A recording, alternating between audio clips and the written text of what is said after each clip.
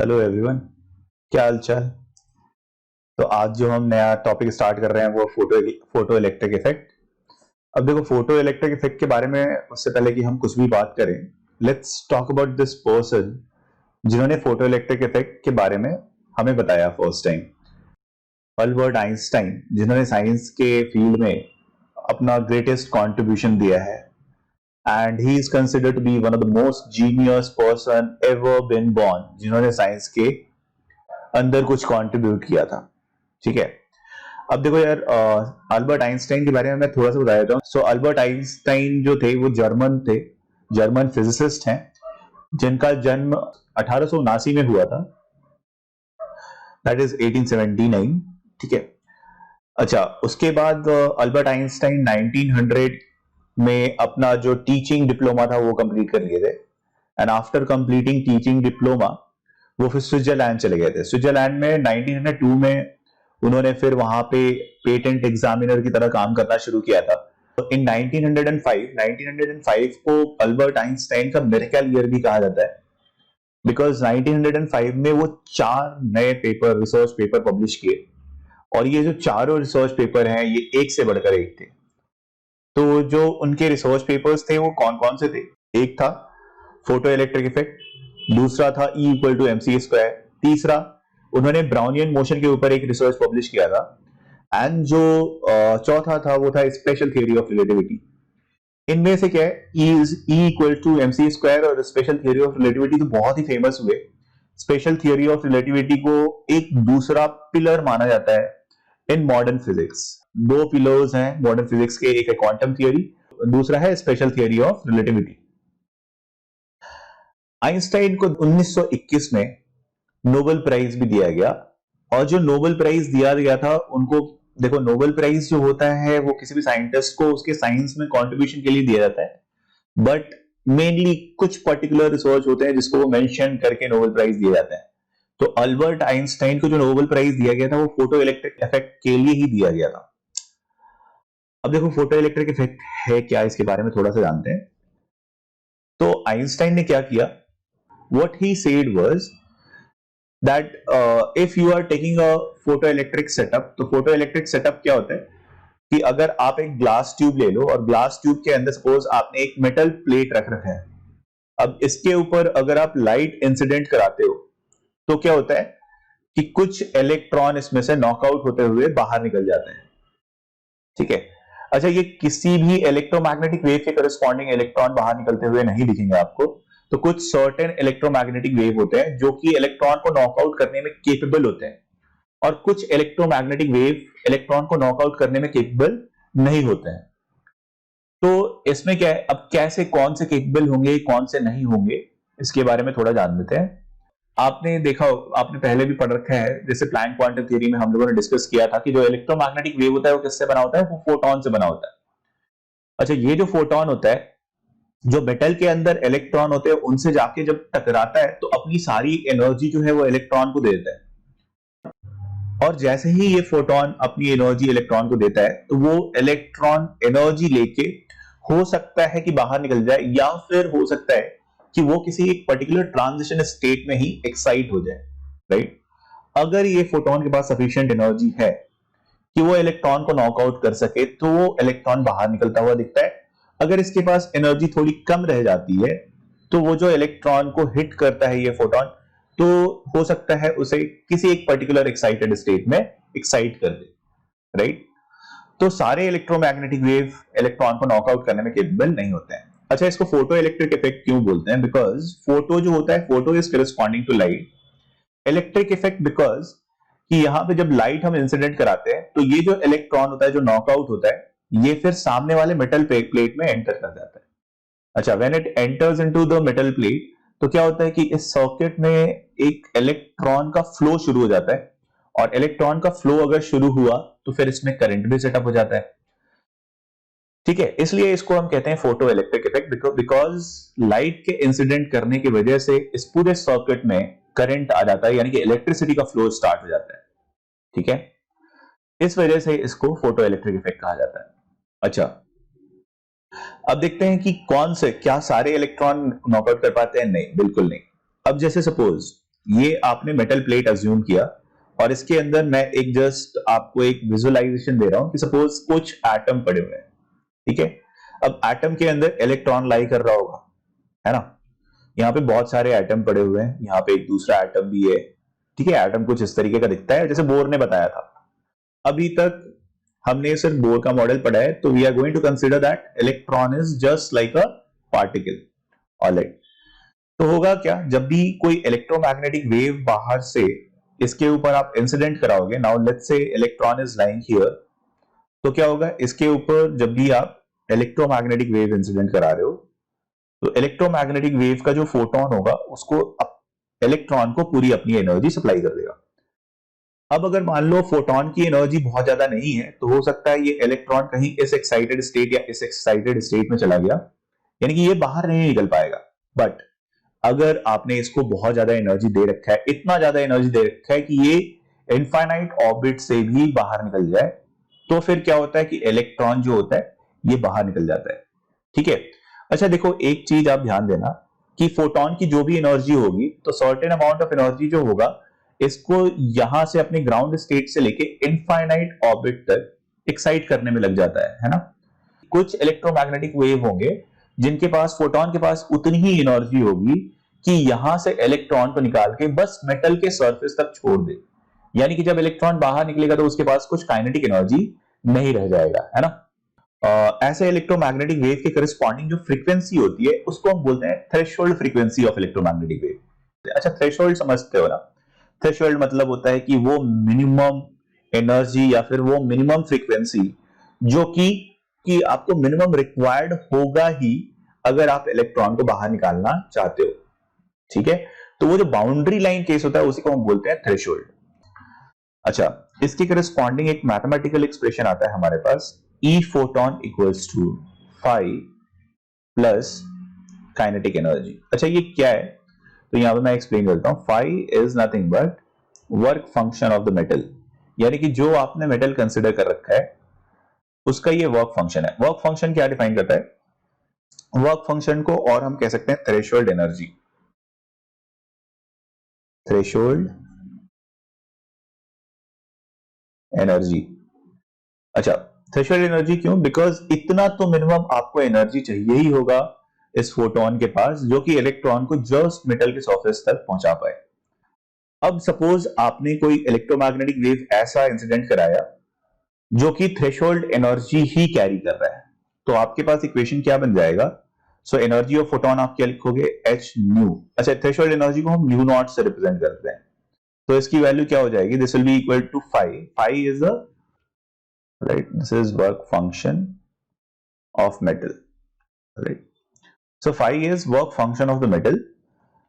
Now kinetic energy for this electron which is just able to knock out the electron, or you can say that which is just able to send the electron from the ground state to the metal surface, ठीक है। इसके पास जो kinetic energy होगा वो क्या हो जाएगा, that will be zero, ठीक है। तो हमारे पास एक आपके पास इक्वेशन आ जाता है which is phi equal to h nu naught, ठीक है। इसका हम आगे यूज करेंगे जब भी हमें फाई रिप्रेजेंट करना होगा, तो बहुत सारी जगहों पे हम H nu not directly use करेंगे। अच्छा, एच न्यू नॉट को हम आगे देखेंगे क्या लिख सकते हैं, H C by lambda naught as well, ठीक है। तो हमारे पास जो इक्वेशन बना corresponding to photo electric effect, so the equation being formed is EP is equal to phi is the work function plus kinetic energy, and this can be written as EP is energy of photon equals to, so phi can be written as h nu naught, all right, and kinetic energy of electron को आप क्या लिख सकते हो, it can be written as half mass of electron into v square। तो अब आप कोई भी इलेक्ट्रोमैग्नेटिक वेव अगर इंसिडेंट करा रहे हो, ठीक है, और लेट्स से उसके पास जो एनर्जी ऑफ फोटोन है that is denoted by EP, तो EP की जो वैल्यू होगी वो EP जो है वो किस तरीके से स्पेंड होगा, तो देखो ये फोटोन जब भी इलेक्ट्रॉन से टकराएगा तो इसका फोटोन का जो भी अपना जो आइडेंटिटी था ये वो लूज कर देता है, अब इसकी कोई अस्तित्व तो नहीं रह जाती है। Now it donates all its energy to the electron. अब इलेक्ट्रॉन का सर्टेन पार्ट ऑफ एनर्जी उसके ग्राउंड स्टेट से उसके इनफाइनाइट स्टेट तक जाने में या फिर मेटल सरफेस तक जाने में लग जाता है, जिसको हम एच न्यू नॉट कह रहे हैं, और वही जो है आपका फाई है, और बाकी बचा हुआ एनर्जी जो है वो काइनेटिक एनर्जी बन जा रहा है। ठीक है ना? तो आप हमेशा ध्यान रखना कि इलेक्ट्रॉन को जो भी एनर्जी मिलती है वो दो पार्ट में ही स्पेंड होता है। ऑलराइट। अच्छा, इसको थोड़ा सा और आप सिंपली अच्छे से रिप्रेजेंट करना चाहो तो आप लिख सकते हो एच न्यू। एच न्यू क्या है? H nu is the energy of photon. ठीक है? अच्छा, H nu can be written as H nu naught, this is nu, plus half mv square. Half mv square is the kinetic energy of electron which is being knocked out. तो इसका kinetic energy जो है वो half mv square है। Alright, this can be further simplified into another expression. तो इसको हम लिख सकते हैं hc by lambda equal to hc by lambda naught plus half mv square. अब यहां पे दो चीजें हैं, म्यू नॉट को हम क्या बोलते हैं? This is called threshold frequency,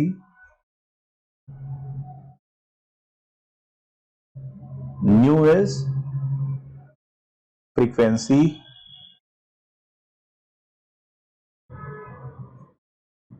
of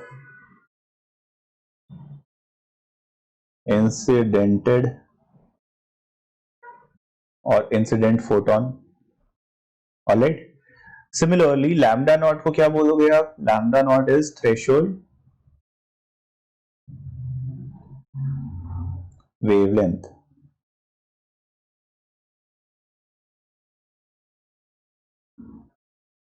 And lambda is incident wavelength of electromagnetic wave.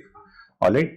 So these are the expressions that you can remember. Now this can be further simplified into hc by, अच्छा आपने ये पहले भी देख रखा है, hc if you have to represent all the energy into electron volt, hc can be written as 12400, right?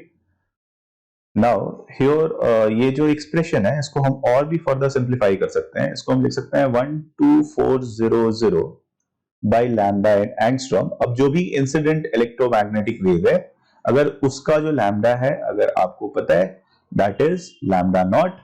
ठीक है? और सपोज आपको वो इलेक्ट्रोमैग्नेटिक वेव जो कि जस्ट नॉकआउट करने के केपेबल है उसका भी लैम्डा गिवन है। ठीक है? तो उसको हम लैम्डा नॉट कह सकते हैं। Alright, now if that is also known to you, so you can represent this equation as lambda naught angstrom में ही आपको रिप्रेजेंट करना है। This is equal to kinetic energy of electron in electron volt. ठीक है? ये सबसे simplest expression है और इसी का हम सबसे ज्यादा यूज करेंगे आगे। ऑलराइट, ठीक है? अच्छा, ये तो हमने डिस्कस कर ही लिया कि ये इलेक्ट्रॉन जब इसमें एंटर करेगा तो आपके पास एक करंट यहां पे सेटअप हो जाएगा। अच्छा, कोई भी ऐसा आप सर्किट जब आप बनाते हो तो उसमें सर्टेन रेजिस्टेंस तो होगा ही होगा, राइट? अब अगर करंट और रेजिस्टेंस दोनों साइमल्टेनियसली इसमें अगर आपको दिखता हुआ मिल रहा है तो इसके पास एक वोल्टेज भी डेवलप हो जाएगा, राइट? तो यहां पे एक वोल्टेज भी डेवलप हो जाता है। ठीक है ना? अब देखो यार है क्या, there is one particular question which is asked on basis of graph. Graph के ऊपर भी क्वेश्चन पूछे जाते हैं। हम इसके ऊपर प्रॉब्लम अभी सॉल्व करके देख लेंगे। ग्राफ के बारे में समझ लेते हैं कि ग्राफ क्या पूछा जाता है। ठीक है? अब देखो होता क्या है, यहां से जब इलेक्ट्रॉन निकला तो एक करंट तो सेटअप हो गया। ऑलराइट, यहां पे एक वोल्टेज भी मिल जाएगा आपको। अच्छा, जस्ट इमेजिन कि ये इलेक्ट्रॉन यहां से निकल रहा है, कुछ काइनेटिक एनर्जी भी इसके पास है, और आपने अगर निगेटिव कोई यहां पे प्लेट यहां पे रख दिया तो क्या होगा? Electron will face the repulsion, right? अब इलेक्ट्रॉन अगर रिपल्शन फील करेगा तो हो सकता है कि पर्टिकुलर चार्ज के करस्पॉन्डिंग ये यहां पे एंटर ही ना करे। अगर मान लो आपने नेगेटिव प्लेट की जो नेगेटिव चार्ज है ये बहुत ज्यादा हाई रख दी तो this electron will not enter into the metal, right? तो हो सकता है ये यहां पे कहीं पे आके रुक जाए। ठीक है? अच्छा, अगर ये नहीं एंटर कर रहा है तो दैट मींस यहां पे करंट क्या हो जाएगा? जीरो। ऑलराइट, अब देखो यार, अगर आपको इसे नेगेटिव प्लेट बनाना है तो इसको नेगेटिव प्लेट बनाने के लिए आपका ये भी नेगेटिव प्लेट होना चाहिए, यानी कि जो वोल्टेज है आपको नेगेटिव यहां पे अप्लाई करना पड़ेगा, है ना? अगर ये नॉर्मल सेटअप होता, अगर आपको करंट यहाँ पे सेटअप कराना होता तो आप क्या करते, यहाँ पे इसको पॉजिटिव प्लेट रखते, पॉजिटिव प्लेट रखते तो ये इजीली फिर इसमें एंटर हो सकता था, ठीक है। बट अगर आपने नेगेटिव प्लेट रखा है तो फिर क्या होगा कि इट विल स्टॉप समवेयर। तो यहाँ पे देखो वोल्टेज जो है ना, हम सपोज नेगेटिव रखते हैं तो नेगेटिव को मैंने सपोज यहाँ पे इस तरीके से रिप्रेजेंट कर रखा है, this is positive, this is negative, alright. And at a particular voltage ये क्या होगा, ये फिर यहाँ पे रुक जाएगा, राइट।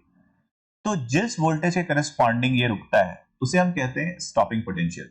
अच्छा, फिर उसके बाद आप मान लो नेगेटिव में उसकी मैग्नीट्यूड और बढ़ाते जा रहे हो तो definitely if it is stopping corresponding to a particular voltage तो हायर वोल्टेज है करस्पॉन्डिंग टू स्टॉप हो ही जाएगा, है ना।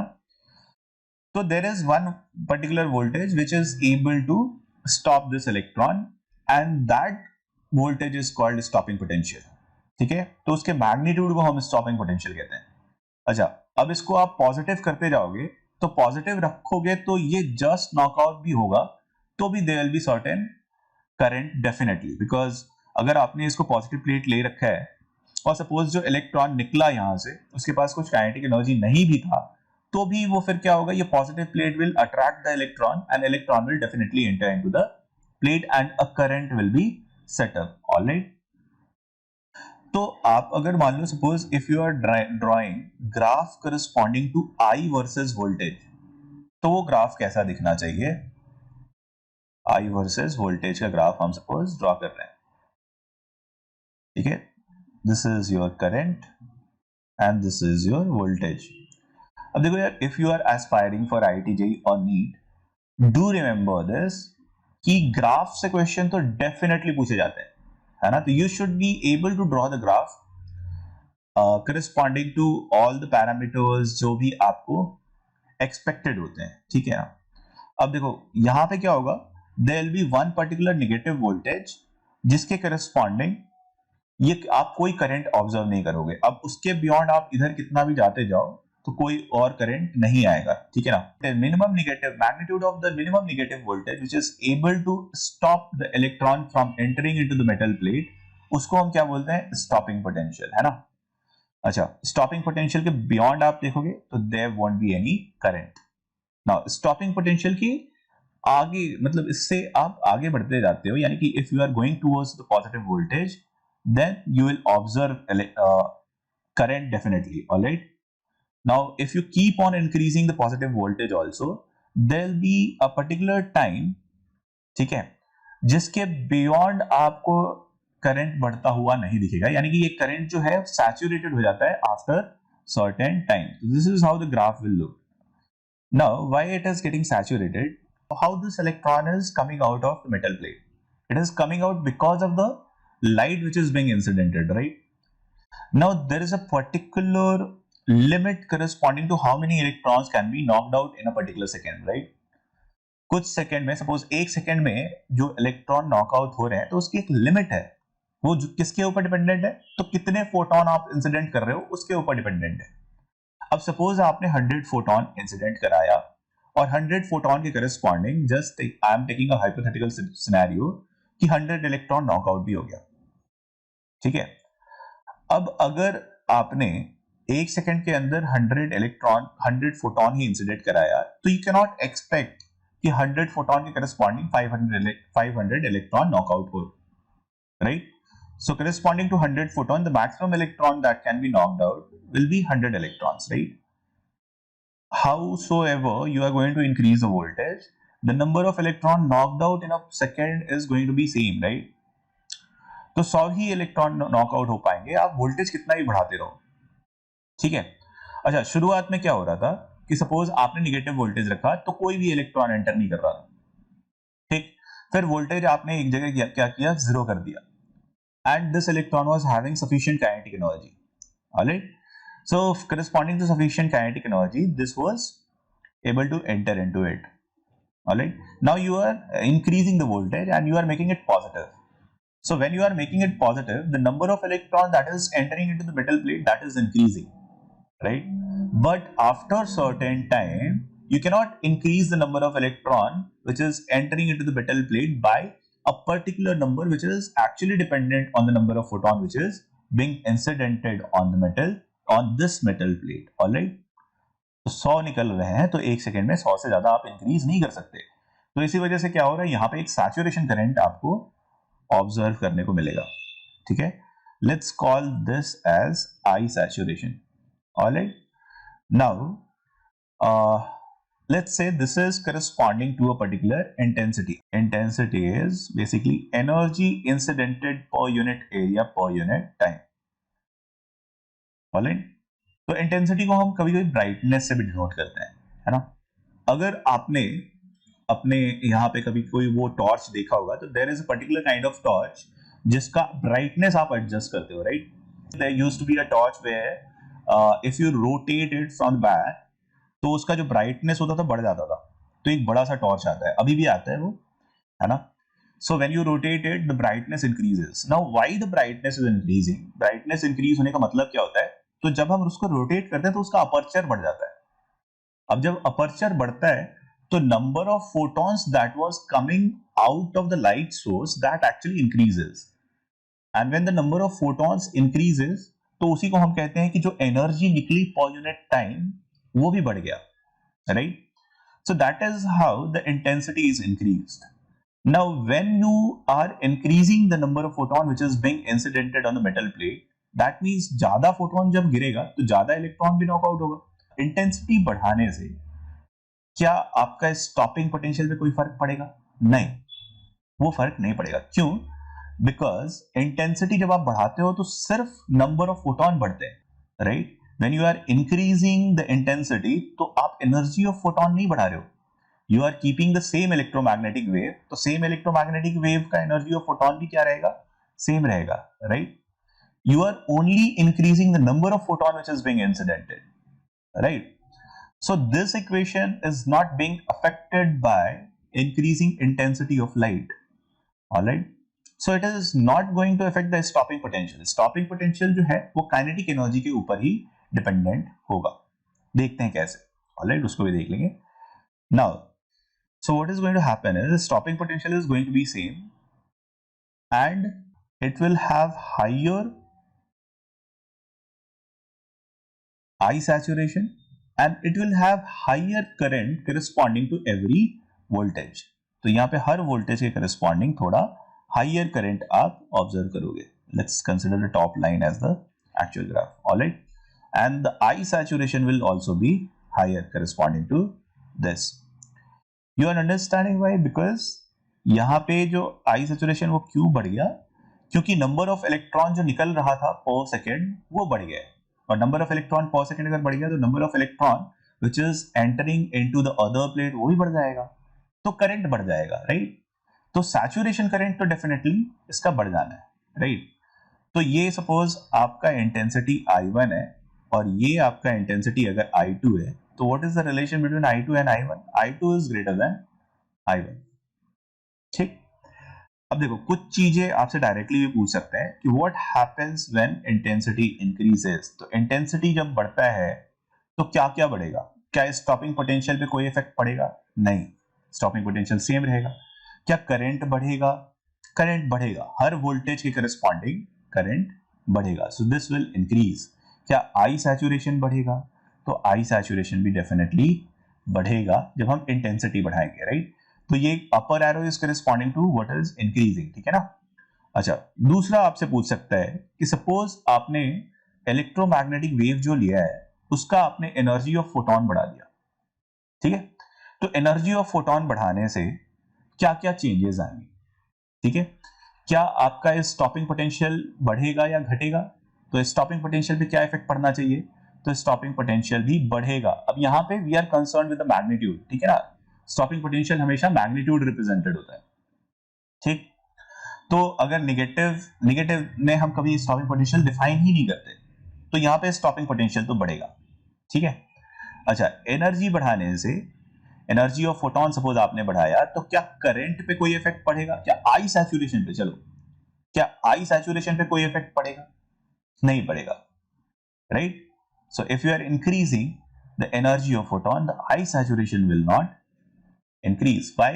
Because if you are just increasing the energy of photon and you are keeping the intensity to be same, तो यहाँ पे हम assume क्या कर रहे हैं तो इस केस में हम कोई इलेक्ट्रोमैग्नेटिक वेव नहीं बदले थे, so electromagnetic wave was same and hence energy of photon was kept to be same. In this case, we are assuming that intensity equals to constant. Intensity is not changing. So in that case, saturation current will not change. ठीक है ना? Alright. अब देखो kinetic energy और stopping potential में relation क्या होता है. I am just giving you one more thing, one more relation. So अब यहाँ पे देखो यार होता क्या था कि let's say you have taken same setup, ठीक है, आपने सेटअप सेम रखा है और यहाँ पे आपने निगेटिव वोल्टेज भी अप्लाई कर दिया. नाउ जब ये इलेक्ट्रॉन बाहर निकल रहा है, ठीक है, तो it has certain kinetic energy, alright, और यहाँ पे आपने निगेटिव चार्ज अप्लाई कर दिया. अब होता क्या है कि ये जो काइनेटिक एनर्जी है वो यहाँ पे जाके अगर ये स्टॉपिंग पोटेंशियल है तो स्टॉपिंग पोटेंशियल के करस्पॉन्डिंग तो क्या होता है कि इलेक्ट्रॉन जस्ट एंटर करने के पहले यहाँ पे जाके रुक जाएगा, right. So this is the electron which is stopping by here, ठीक है ना. अच्छा, हमने एक और चीज पढ़ रखा है, whenever an charge particle accelerates और decelerates across a particular voltage, it undergoes a change in potential energy, right? Now here we can directly say that change in potential energy will be equal to change in kinetic energy, and the change in potential energy is nothing but charge multiplied by the voltage. Let's say the voltage is applied here is stopping potential, तो हमें क्या मिलेगा, E into Vs, and that is equal to the kinetic energy initial of the electron, alright. So kinetic energy is nothing but E into Vs, alright. Now let's say if you have calculated the kinetic energy in electron volt, तो kinetic energy को अगर आपने electron volt में लिखा है तो ये किसके बराबर होगा. So this will be equal to stopping potential in volts, and you already have an expression from which we can calculate kinetic energy in electron volt. We have already seen it. तो if you are using this expression तो आपको यहाँ पे जो kinetic energy in electron volt आप निकालते हो वो आपको डायरेक्टली स्टॉपिंग पोटेंशियल दे देता है, ठीक है. आगे क्वेश्चन करके देखते हैं. Let's solve this first question. अब इसमें क्या है, find kinetic energy and velocity of electron when electromagnetic wave having frequency 10⁻16 hertz is incident on metal plate with threshold frequency 5 × 10⁵ hertz. अब देखो यार यहाँ पे आप डायरेक्ट फॉर्मूला यूज करोगे, you are not going to think much. तो यहाँ पे हमारा फॉर्मूला क्या कहता है, let's write the formula first. So energy of photon is equal to what, this is equal to 5 plus kinetic energy. पूछा क्या है हमसे, काइनेटिक एनर्जी और वेलोसिटी निकालना है, किसके corresponding.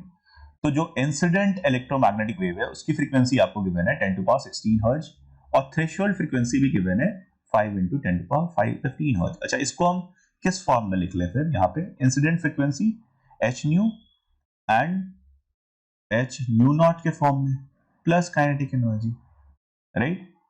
So from here kinetic energy आप क्या लिख सकते हो, kinetic energy can be written as h nu minus nu naught, alright. Now h की वैल्यू आपको पता होती है 6.626 × 10⁻−34 into न्यू इज 10⁻16, ये गिवन है, ठीक है ना. Frequency incident minus nu not is what 5 × 10⁻15. अच्छा, इसको हम 0.5 × 10⁻16 भी कह सकते हैं, ठीक है. इसको फर्दर आप सिंपलीफाई करोगे तो क्या हो जाएगा, 6.626 × 10⁻−34 into ये हो जाएगा 0.5 × 10⁻16, right. Now this is in what? This is in joule, ठीक है. अच्छा, सेकेंड पार्ट में आपसे वेलोसिटी भी पूछा है. So velocity can be written as half, this kinetic energy can be written as half mv². इसको हम हाफ mv² कह सकते हैं. Now mass of electron is what? So you already know that the mass of electron is 9.1 × 10⁻31, ठीक है, into v². इसको हम क्या लिखेंगे, अब यार आप चाहो तो इसको और भी सिंप्लीफाई कर लेना, ये हो जाएगा 3.313 × 10⁻−34 × 16 इसमें सब्ट्रैक्ट करोगे कितना होगा, 18, राइट.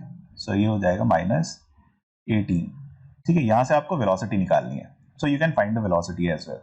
सो वेलोसिटी का I am giving you the expression, you will solve it yourself, ठीक है ना। आप इसको चाहो तो इसको भी यहाँ पे लिख सकते हो। काइनेटिक एनर्जी जो आई आपकी कितनी हुई थी, 3.313 इंटू 10⁻⁻18 जूल। आप चाहो तो इसको इलेक्ट्रॉन वोल्ट में कन्वर्ट कर सकते हो।